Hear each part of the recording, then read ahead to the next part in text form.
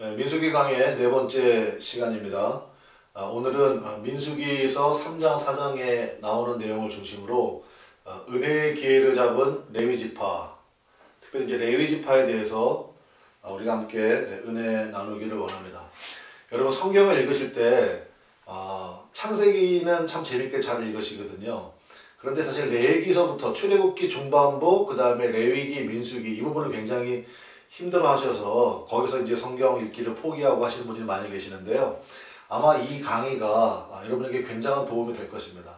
그래서 이 강의를 여러분들이 잘 유념해서 들으시고 또 성경을 찾아보시면서 이해하시면 레위기서뿐만 아니라 출애굽기에 나오는 여러 가지 제사법까지 다 이해가 되고 그러한 성경적인 그 기본 지식이 있으면 사실 그 테두리 안에서, 그러니까 구약 성경은 사실 신약 성경의 가이드 역할을 하는 거거든요.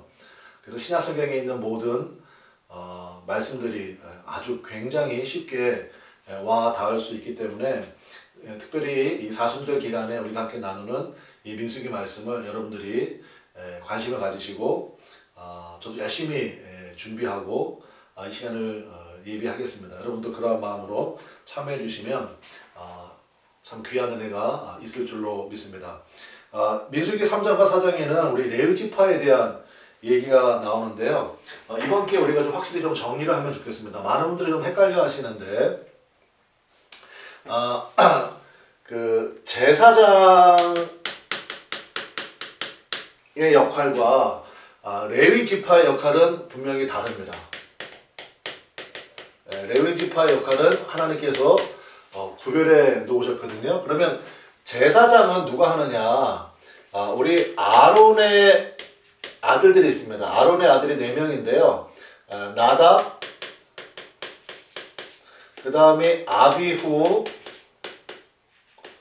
그 다음에 엘르아살, 그 다음이 이다말입니다. 이렇게 4명의 아들이 있는데 우리 레위기서에도 나오지만 나답과 아비후는요 여호와께서 명하시지 않은 다른 불을 들이다가 죽게 됩니다. 그러니까 이제 엘르아살과 이다말이 남잖아요. 그러니까 아론의 직계손이 제사장 역할을 하는 거예요. 아론의 직계손이. 물론 아론도 레위지파입니다. 잠시 후에 말씀드리겠지만 레위지파 가운데 고핫 자손의 아므람 계열이거든요. 그래서 어쨌든 아론의 직계손만 제사장 역할을 하는 거고요. 레위지파는 3명의 아들이 있어요. 민수기 3장에 나오지만 3명의 아들이 있습니다. 레위의 첫 번째가 게르손이고요. 두 번째가 고핫이고요. 세 번째가 무랄이에요. 무랄이. 그리고 이 고핫의 후손 중에 아므람이 있습니다. 아므람. 그 아므람의 아들이 바로 누구냐? 여기가 바로 아론과 모세예요. 그러니까 아론과 모세도 레위 후손의 고핫 계열의 아므람 후손이 되잖아요. 그런데 이 아므람 계열만, 이 아론의 직계만 이제 제사장 역할이 되는 거고요. 나머지 지파는 하나님께서 다른 직임을 주시는 것이죠. 그래서 제사장과 레위 지파의 역할이 다르다라는 것입니다. 민수기 1장 50절에 보면 그럼 레위 지파는 구체적으로 어떤 일을 하느냐, 그것이 이제 성경에 나와 있는데요. 민수기 1장 50절 한번 보시죠. 거기 보면 레위 지파가 하는 4가지 역할이 나옵니다. 1장 50절 말씀. 레위 지파에게 주신 4가지 역할인데요. 우리 한번 같이 읽어봅시다. 1장 50절. 그들에게 증거의 성막과 그 모든 기구와 그 모든 부속품들을 관리하게 하라. 그들은 그 성막과 그 모든 기구를 운반하며 거기서 봉사하며 성막 주위에 진을 칠지며. 레위지파의 4가지 역할이 무슨 역할입니까? 첫 번째 뭐 하는 역할이죠? 성막을 관리하는 역할을 하네요. 두 번째는요, 성막을 운반하는 역할을 하고요. 그 다음에 세 번째는 성막에서 봉사하는 역할을 하고요. 마지막 성막에서 뭐 합니까? 진 치는 역할을 하는 것입니다. 그래서 이 레위지파는 이 4가지 역할을 감당하게 하게끔 주님께서 말씀하셨습니다.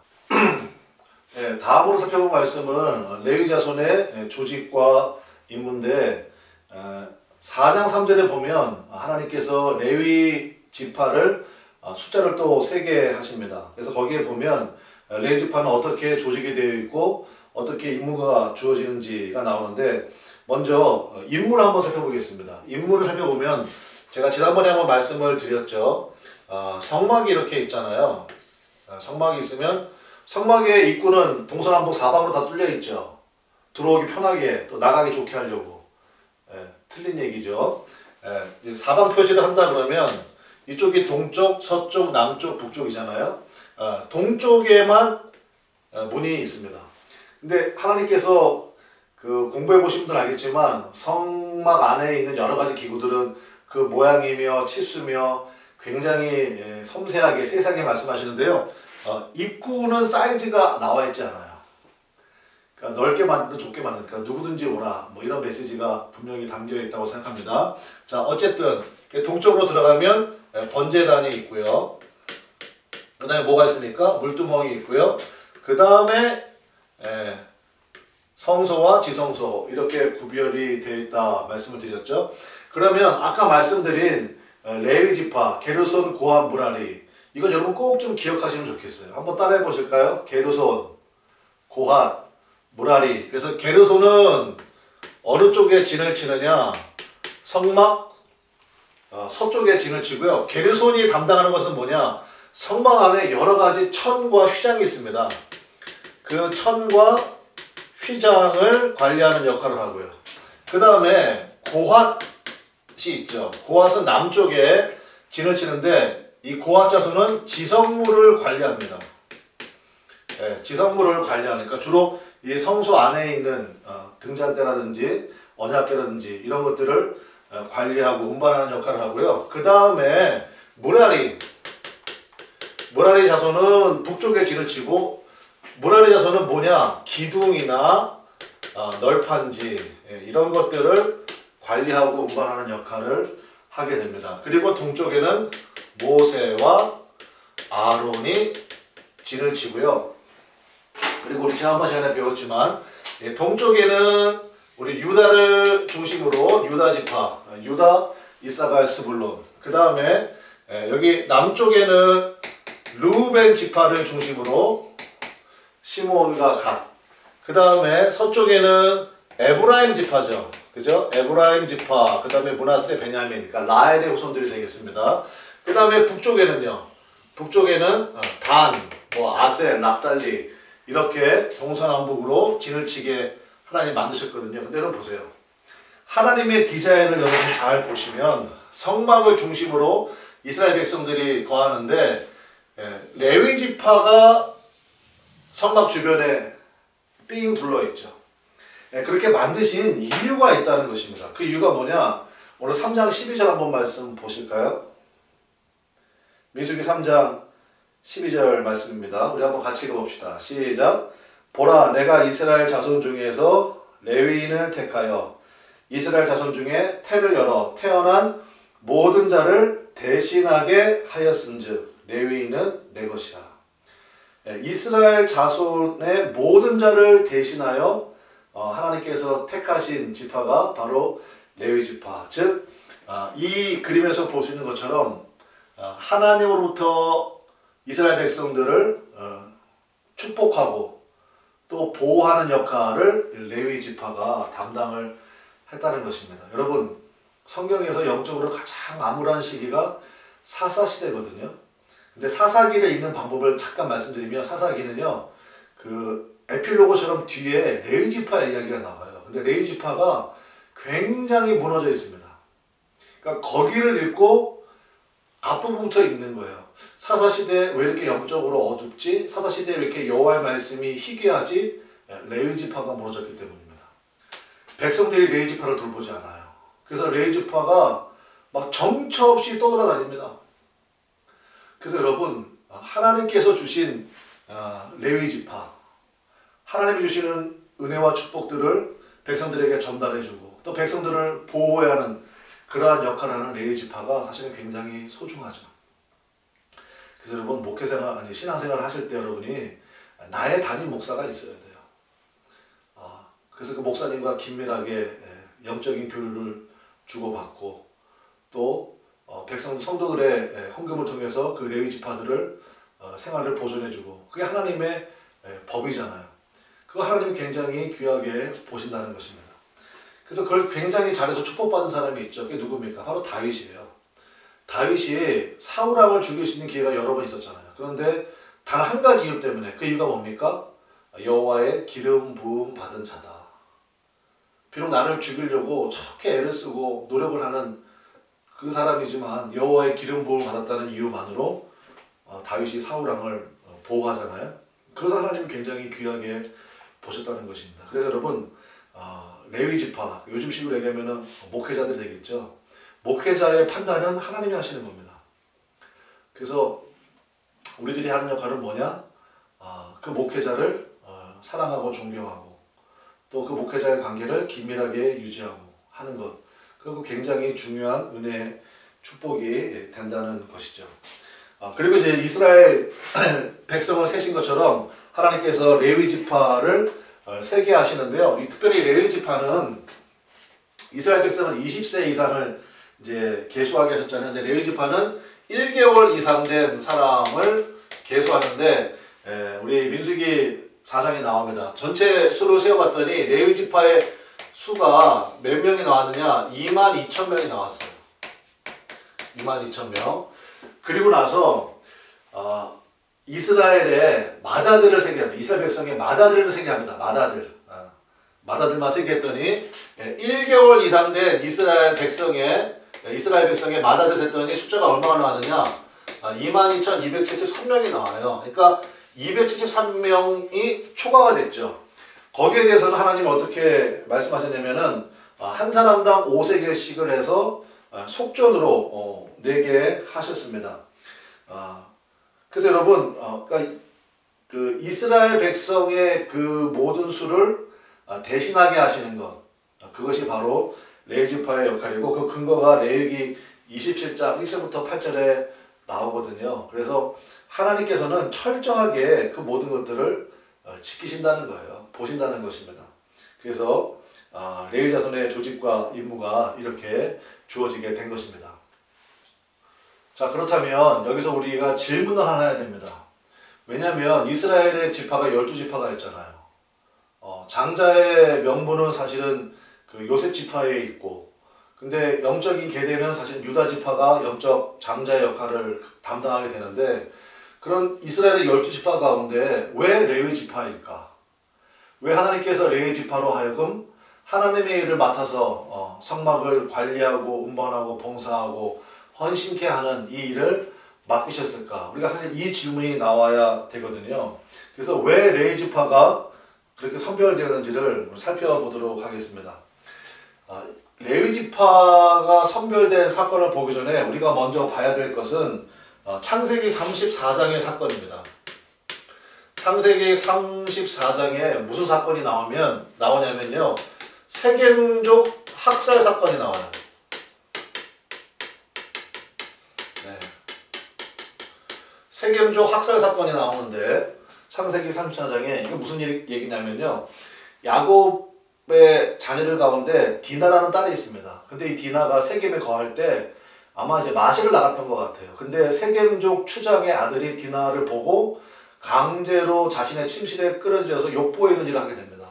그 다음에 이 디나를 너무 사랑하게 된 거예요. 그래서 디나를 자신에게 아내로 주십시오. 뭐 이런 협상이 주고 가게 됩니다. 근데 이때 야곱이요 아무런 말도 하지 않아요. 조치를 취하지 않아. 그런데 이제 시므온과 레이가 나서서 계략을 꾸민 거죠. 한마디로 얘기하면. 그렇게 하겠다. 대신 그러려면 너희들도 우리처럼 할례를 받아야 된다.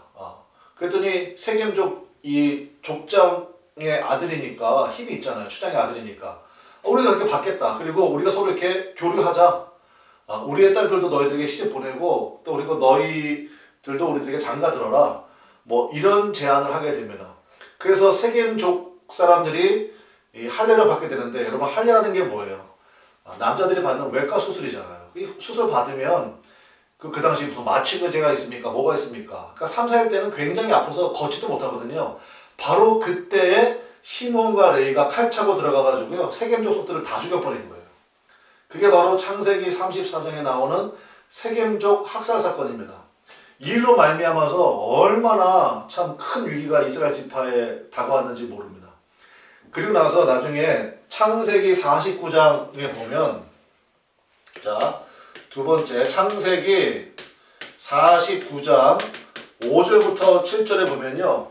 야곱이 죽기 전에 이제 12명의 아들을 축복하는 그러한 내용이 나오는데, 시몬과 레위는 축복이라고 하기에는 굉장히 애매모호한 그런 말을 하는데, 이렇게 기록되어 있습니다. 뭐라고 얘기하냐면요. 그들의 칼은 폭력의 도구로다. 옛날 성경에는 잔해하는 기계로다 이렇게 되어 있는데, 폭력의 도구라는 거예요. 그러면서 거기에 저주를 받을 것이라, 시몬과 레위는 저주를 받을 것이라는 말을 두 번이나 반복하고 있습니다. 그래서 여러분, 실제로 시므온 지파는 정말로 나중에 그 행색이 초라해집니다. 근데 레위는요, 놀라운 전환점이 일어나거든요. 그 놀라운 전환점이 일어난 사건이 뭐냐? 그게 바로 출애굽기 33장 사건이에요. 출애굽기 33장, 소위 금송아지 사건입니다. 출애굽기 33장에 나오는 이 금송아지 사건인데, 하나님이 진노하셨죠. 이스라엘 백성들이 금송아지를 만들었잖아요. 32장 10절에 의하면 하나님은 전부를 멸하기를 원하셨습니다. 그때 모세의 중보 기도와 그 다음에 이게 중요한데요. 레위 지파가 헌신합니다. 하나님 편에 딱 서서 헌신을 해요. 그래서 전멸할 수밖에 없는 그런 위기 상황에서 3,000명 정도의 죽음으로 이 사건이 마무리가 되었습니다. 그러니까 진멸을 명케 된 거예요. 레위 지파의 헌신으로 말미암아. 한마디로 얘기하면 시므온과 달리 레위 지파는 은혜의 기회를 잡은 것입니다. 우리도 마찬가지입니다. 여러분, 하나님의 속성 가운데 오래 참으시는 하나님이라는 그러한 말이 있습니다. 하나님께서 오래 참으시는 이유는 뭐겠습니까? 우리가 돌이키길 원하시는 거예요. 은혜의 기회를 붙잡기를 원하시는 겁니다. 그래서 레위 지파처럼 저주의 자리에서 창세기 49장에서 저주받을지어다라는 말을 두 번이나 들었어요. 그런데 출애굽기 33장에서 그것이 전환이 되었습니다. 은혜의 기회를 잡은 거예요. 그래서 레위 지파가 된 거예요. 모세도 아론도 레위 지파고요. 하나님의 성막을 관리하고 운반하고 백성들을 보호하고 축복하는 역할을 하는 게 레위 지파가 된 것입니다. 그래서 여러분, 믿음은 반응의 문제입니다. 우리에게도 아직 기회가 있습니다. 여러분, 그 은혜의 기회를 붙잡으시기를 바랍니다.